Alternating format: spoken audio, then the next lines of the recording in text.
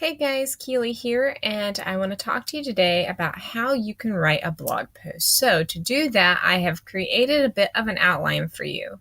So, the first thing you need to do is come up with the topic of what it is you want to talk about. And as you can see, that's my first point here in how to write a blog post.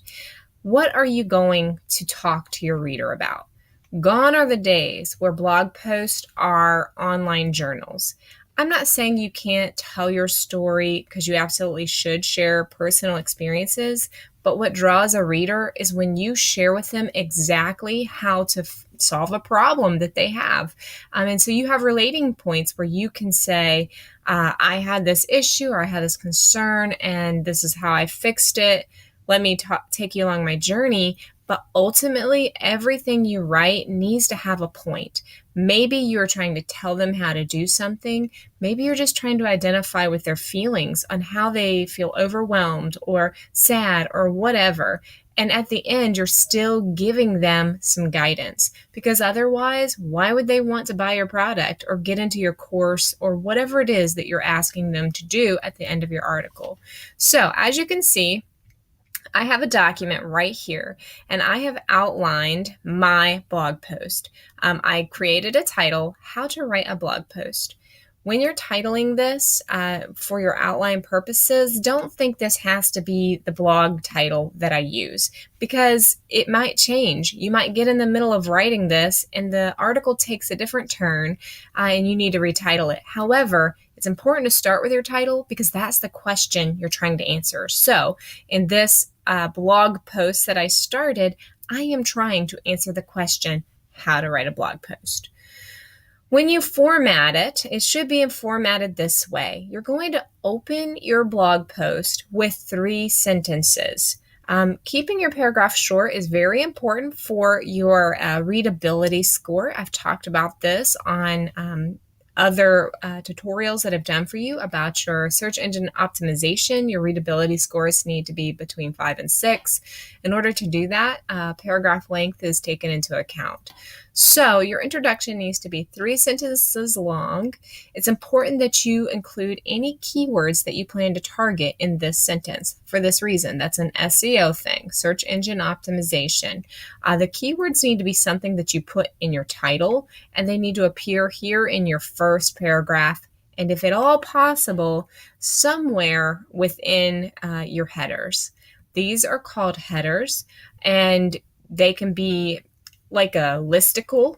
These are very effective still. People still click on listicles, 5 reasons to clean your house today or whatever. And you can do the number or you can choose not to do the number. It doesn't always have to be numbered. But when I talk about headings, I'm really talking about a specific code that we want to select. This is a blog that I'm writing in Google Drive, so you may have this heading selection somewhere else. However, you can check out my How to Upload a Blog Post tutorial. I'll show you how to select the correct heading within your WordPress. So when you actually go to upload this blog post, if you can't figure out how to do it in your document, this is how you'll do it. So as part of your outline, you need to give 3 to 5 points, whatever it is that you want to talk about. So you're going to write a blog post title. You're going to come up with the 3 to 5 sections that you plan to fill out. It's okay to have more than 5 sections as long as you're going to keep writing. But if you don't write a lot, 3 to 5 sections is probably going to be quite a lot for you and be good for you to start. Okay, so after you outline your blog post, like I talk about here, you're going to fill in your outline. And this is how you start filling in your outline. I like to start with bullet points or, some things I know I want to talk about.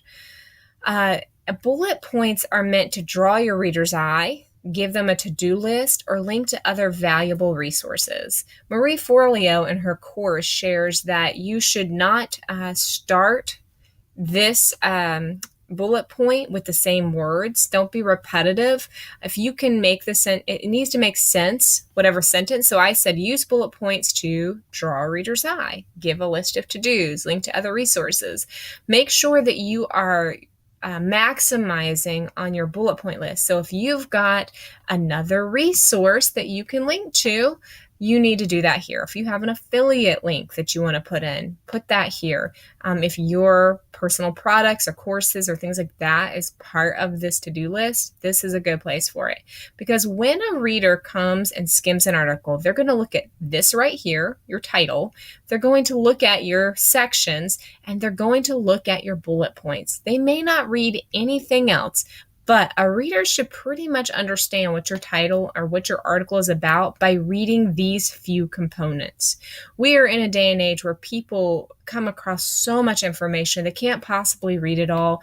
And when we write this way, it makes it very easy for a reader to come in and find exactly the information they need to know. So we have to be super clear. We don't want to have titles that don't make sense. We don't want to have these headers. They need to make very clear sense, okay? It's absolutely fine if you wrote an article that could be summed up with these few of words, but you need to fill out your outline for this reason. Google search engines take all of this stuff into account. All the words that you say, all the words that you write, it gives them more search criteria to bring someone to your website. So when somebody is typing in a question to Google, they're going to do the best they can to find that, and they'll match it to sentences within your blog post. So writing all of this out, even if they didn't actually have to read what you wrote, even if they don't have to read that, it helps Google bring people to your article. Okay, so each of these sections should have 2 paragraphs that are about 3 sentences each. You could do a paragraph with a set of bullet points and then another wrap-up paragraph, or you can just do 2 paragraphs. If you go into 3 paragraphs, that's fine as long as not every single header has 3 paragraphs, because then it's going to start messing up your readability score. If you need to talk more specifically about things underneath of a blog post and you're like, oh, I need more information and 2 paragraphs that are 3 sentences long isn't going to be enough, you can do something called a header 3 and consider this to be a sub point under your main point. Other things you need to know, right? You can do just like that. You're going to select header 3. These need to be in descending order for the sake of your search engine optimization. So header 1 is always your blog title, which is like if you were reading a book, this would be the book title. Your header 2 would be like a chapter title, and your header 3 would be those different sections within the chapter. So if you need more than 2 paragraphs, you might want to consider creating a header 3, and then you can write 1 or 2 paragraphs underneath of that. As you're filling out this outline, make sure that each section has 50 to 100 words in it, and then go to the next thing. You need to write a closing paragraph. Now, this is where it's important. You want to wrap up this whole article into a nice package and tell your reader what to do next. Okay, so I'm here. How do I write my blog post? Okay, great. I've got to come up with my topic. Ooh, here's some resources. I'm going to outline my blog post, fill in my outline, and boom. Here's a big button at the end of the blog post that says, do this now. So you're going to want to make a graphic for whatever it is that you want them to do next. Maybe, for example, you want them to sign up for your newsletter list. Maybe you want them to buy now. This article that you write, maybe you are trying to sell your course or your product or your affiliate thing, and you are making a hard push, so you're going to put that here at the bottom. If you are trying to increase your Pinterest or something like that, or shares, if you're trying to get them to pin it or share it on Facebook or send it out on Twitter, you can do that as your call to action. Maybe you could just say, learn more, and then you send them into a funnel. All right, so you need to have a reason to write a blog post. If you're just writing blog posts without any call to action, you're wasting your time. You need to tell the reader specifically what to do next. So you're going to use these last 3 sentences, last paragraph or whatever, to say specifically, what it is that they need to do next.